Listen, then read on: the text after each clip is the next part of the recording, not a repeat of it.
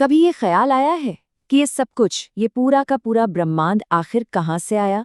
या फिर हमारी अपनी चेतना, हमारा स्व, इसका असली रूप क्या है?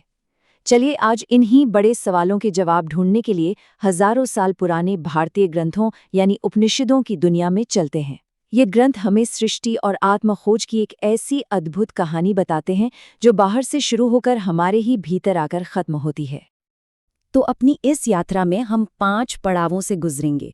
कहानी की शुरुआत होगी सृष्टि से भी पहले मौजूद एकमात्र आत्मा से। फिर देखेंगे कि ये ब्रह्मांड कैसे बना, इसमें मनुष्य का क्या महत्व है, और अंत में उस परम सत्य तक पहुंचेंगे जहां सब कुछ एक हो जाता है। ऐतरेय उपनिषद की ये एक लाइन ही पूरी कहानी की नींव है। जरा सोचिए, एक ऐसा समय जब कुछ भी नहीं था सिवाय एक अकेली चेतना के, जिसके मन में बस एक विचार आया, चलो दुनिया बनाते हैं। तो चलिए अपनी कहानी के पहले हिस्से में चलते हैं। यहाँ हम उस एकमात्र सत्ता की प्रकृति को समझेंगे जो हर चीज के अस्तित्व में आने से भी पहले मौजूद थी।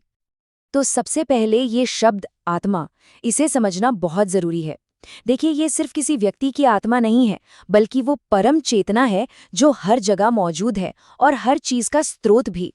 ग्रंथों के मुताबिक ये हमेशा से है, हमेशा रहेगी, और इसका स्वभाव ही शुद्ध, बुद्धिमान और पूरी तरह से आज़ाद है। उपनिषद यहाँ एक बहुत ही कमाल का रूपक इस्तेमाल करते हैं। वो कहते हैं कि आत्मा एक जादूगर की तरह है जिसने बिना किसी बाहरी सामान के सिर्फ अपने अंदर से ही इस पूरे ब्रह्मांड को बना दिया। जैसे कोई बाजीगर हवा से कुछ पैदा कर दे, ठीक वैसे ही आत्मा ने खुद से ही ये सारी रचना प्रकट कर दी। तो सवाल ये उठता है कि ये अकेली आत्मा, ये महान जादूगर, आखिर अपनी रचना की प्रक्रिया शुरू कैसे करता है? आइए देखते हैं कि ये कहानी आगे कैसे बढ़ती है। देखिए, सृष्टि का निर्माण एक तय क्रम में होता है। सब कुछ बस एक विचार से शुरू हुआ। उस विचार ने एक विशाल ब्रह्मांडीय शरीर का रूप लिया जिसे पुरुष कहा गया, और फिर उस शरीर के अलग अलग हिस्सों से हमारी इंद्रियां, जैसे देखने की शक्ति, सुनने की शक्ति और उन शक्तियों को चलाने वाले देवता पैदा हुए। अब ब्रह्मांड की सारी शक्तियां तो बन गई, पर उन्हें काम करने के लिए, अनुभव करने के लिए एक घर चाहिए था। और यहीं पर ना कहानी एक बहुत ही दिलचस्प मोड़ लेती है। जरा सोचकर देखिए, देखने की शक्ति तो है लेकिन आंखें नहीं, बोलने की शक्ति है पर मुंह नहीं। ये सभी देवता या कह ले दिव्य शक्तियां बेचैन थीं। उन्हें भूख और प्यास महसूस हो रही थी, एक ऐसे शरीर की तड़प जिसमें वो रह सके और खुद को जाहिर कर सके। तो सृष्टिकर्ता ने उनके सामने पहले गाय का शरीर रखा, फिर घोड़े का, लेकिन देवताओं ने दोनों को मना कर दिया। पर जैसे ही मनुष्य का शरीर सामने आया, वे सब खुशी से बोल उठे, हाँ, ये बिल्कुल सही है, यही वो घर था जिसकी उन्हें तलाश थी। पर मानव शरीर में ऐसी क्या खास बात थी? उसे सुकृत कहा गया, यानी अच्छे कर्मों का निवास। यही वो मंच था जहां ब्रह्मांड की सारी शक्तियां मिलकर कुछ सार्थक कर सकती थी, अपने उद्देश्य को पूरा कर सकती थी। और बस फिर क्या था, एक एक करके सभी देवता अपने अपने घर में बसने लगे। अग्नि देवता वाणी बनकर मुंह में समा गए, सूर्य देवता दृष्टि बनकर आंखों में। मतलब जो कुछ भी ब्रह्मांड में बाहर था, वो सब कुछ मनुष्य के शरीर के अंदर भी आ गया। मैक्रोकॉज़म और माइक्रोकॉज़म दोनों एक हो गए। तो सृष्टि पूरी हो चुकी थी, देवता अपने अपने घरों में बस चुके थे। लेकिन अब खुद सृष्टिकर्ता यानी आत्मा के मन में एक बहुत अहम सवाल उठा। सृष्टिकर्ता ने सोचा, मैंने ये सब बना तो दिया, लेकिन अगर मैं ही इसमें मौजूद ना रहूं तो इस पूरे खेल का मतलब ही क्या है? ये कहानी का वो मोड़ है जहां ध्यान बाहरी दुनिया से हटकर हमारे अंदर की चेतना पर आ जाता है। और तब आत्मा ने खुद शरीर में प्रवेश करने का फैसला किया। लेकिन वो आंखों या कानों से नहीं आई, बल्कि सिर के सबसे ऊपरी हिस्से से, जिसे विदृति या आनंद का द्वार कहते हैं, वहां से शरीर के अंदर आए और आंतरिक शासक बनकर बैठ गए। और यहाँ उपनिषद एक बहुत जरूरी बात समझाते हैं।